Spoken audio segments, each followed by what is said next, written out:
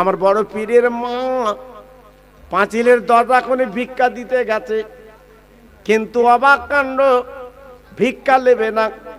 ওই বেঈমানটা দরজাখানা খুলে বাবা ঘরের মধ্যে ঢুকলো। আমার বড় পীর সাহেবের মা ইজ্জত বেইজ্জত করবে বাবা।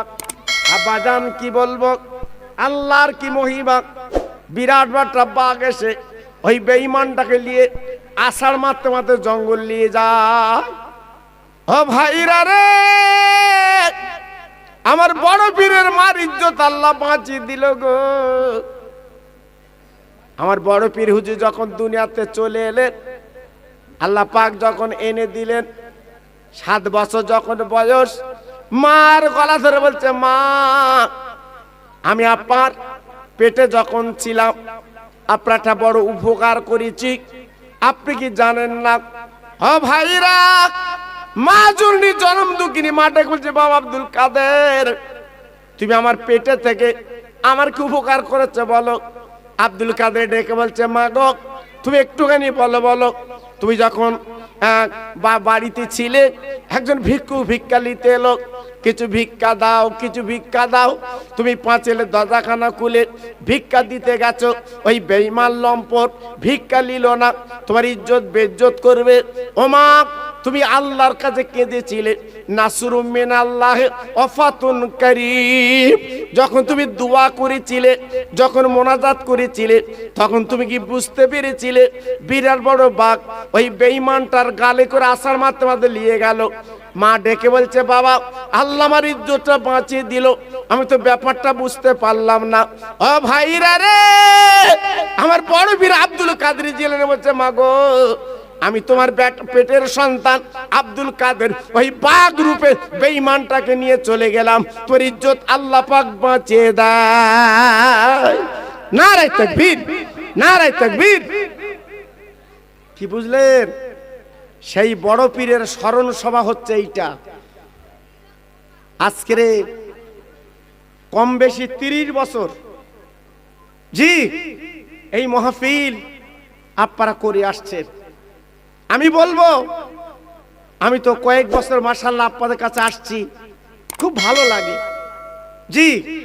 তাই আপনাদের কাছে দাবি করছি, সবাই মিলেমিশে সমন্বয়ে এই মাহফিলটা আপনারা রাখবেন, করবেন, এটা ফায়দা আলাদা বাবা।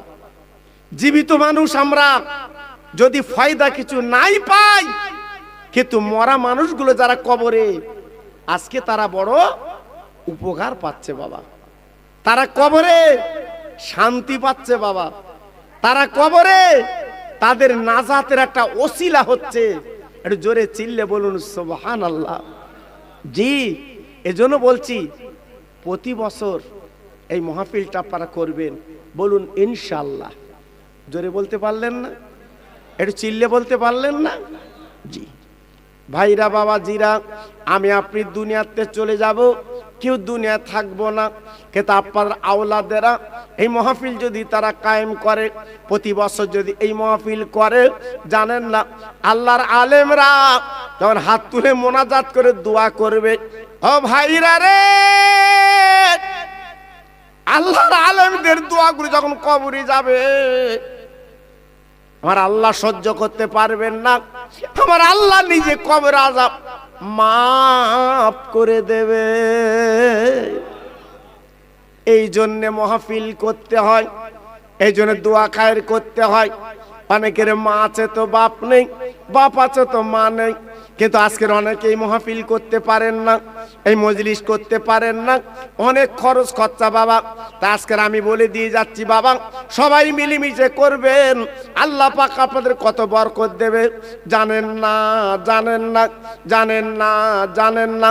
বড় বড় ওলিরা মাহবুবরা তারা বাড়িতে মাদ্রাসা করেন বাবা, তারা আপনার একটা মাহফিলের আয়োজন করেন। এমন শুধু তাই না, এই মাহফিলটা তো সুন্দর বাবা, আল্লাহর রহমত ঝরে ঝরে ঝরে ঝরে পড়ে। তাই আজকের মাহফিল করতে হয়। আপনি ফুরফুরা শরীফের ইসালে সওয়াব 21, 22, 23 তিন দিন আমার দাদা হুজুর পীর কেবলা বাবা কায়েম করে গেলেন। আমার বসিরহাটের পীর আল্লামা রুহুল আমিন হুজুর কেবলা 19-20 আপনার 17, 18, 19 তিনি মাদ্রাসা কায়েম করলেন। বাড়িতে আপনার 13, 14, 15 তিন দিন ইসা কায়েম করলেন।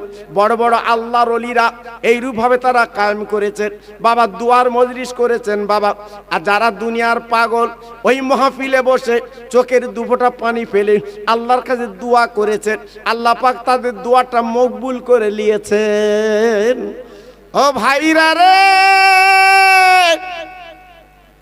যেহেতু কোরআন পাকে বলা আছে রব্বির হামহুমা কামা রব্বায়ানি সগীরা, আমার আল্লাহ নিজে কোরআন পাকে বলে দিয়েছে ওরে আমার বান্দা বান্দিরা, তোর মা বাপের জন্য দোয়া করবি, মা বাবার জন্য হাত তুলে মোনাজাত করবি, আল্লাহ পাক তোর মোনাজাতটা কবুল করে, তোর দোয়াটা কবুল করে, তোর মরা মা বাবার কবরটা আল্লাহ নূরের বাগান কিন্তু বানিয়ে দেয়।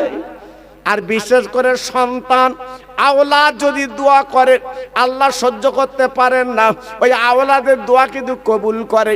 অনেকে মনে মনে করে আমরা কবর জিয়ারত করব কেন? ও ভাইরা রে, বিশ্বনবী রহমতের নবী নিজে আম্মা খাদিজাতুল কুবরার কবরটা আমার রাসূল পাক নিজে জিয়ারত করতে। আমার নবী পাক নিজে যেতেন কবরের কাছে।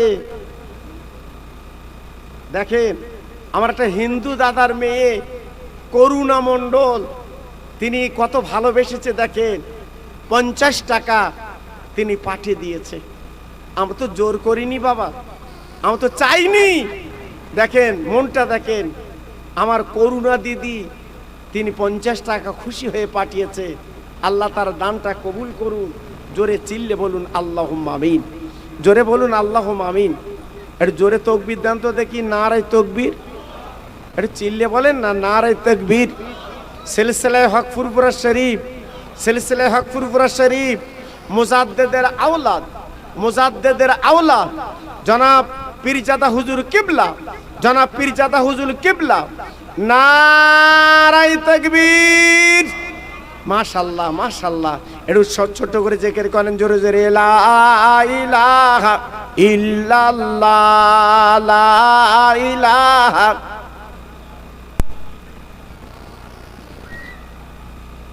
সবাই বলেন, খুব ভালো হচ্ছে। লা ইলাহা ইল্লাল্লাহ, লা ইলাহা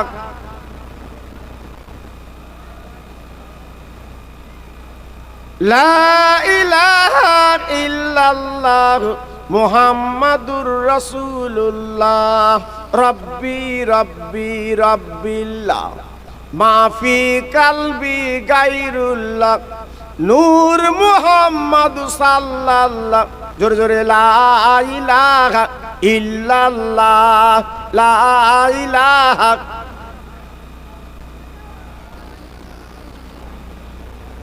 লা ইলাহা ইল্লাল্লাহ মুহাম্মাদুর রাসূলুল্লাহ। জোরে জোরে আল্লাহুম্মা।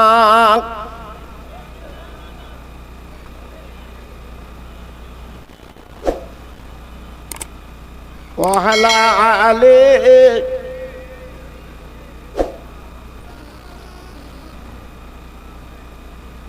মসজিদের ওই পাশে আমার কবর দিও ভাই, মুয়াজ্জিনের আযান যেন কানে শুনতে পাই। মুসল্লিরা হেঁটে যাবে আমার পাশ দিয়া, তার পায়ের ধ্বনি শুনবো আমি কবরে শুইয়া। জোরে জোরে আল্লাহুম্মা।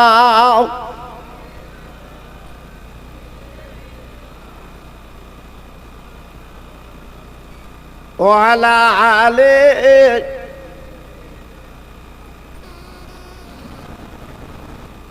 আমার ভাইরা, বাবাজিরা, আমার মা বোনেরা, বেটিরা, আমার আব্বা জানেরা, আজ আমি যে কথা আপনাদের বোঝাতে চাইছিলাম, আমার বিশ্ব নবী, রহমতের নবী আজকের আমাদের জন্য এখনো পর্যন্ত সেই মদিনা শরীফের কবরে এখনো পর্যন্ত কাঁদছেন, চোখের পানিগুলো ঝরিয়ে দিচ্ছে। আমাদের জন্য তিনি এত কষ্ট করছেন। জি, নারায়ে তাকবীর, নারায়ে তাকবীর। মুজাদ্দেদের আওলাদ, মুজাদ্দেদের আওলাদ, সিলসিলা হক ফুরফুরা শরীফ, আমার ছোট হুজুর পীর কেবলার কলিজার টুকরা, আমার ছোট হুজুর পীর কেবলার নয়নের মণি। নারায়ে তাকবীর, নারায়ে তাকবীর। মাশাআল্লাহ, আপনাদের কাছে এতক্ষণ আমি কিছু চাইলাম,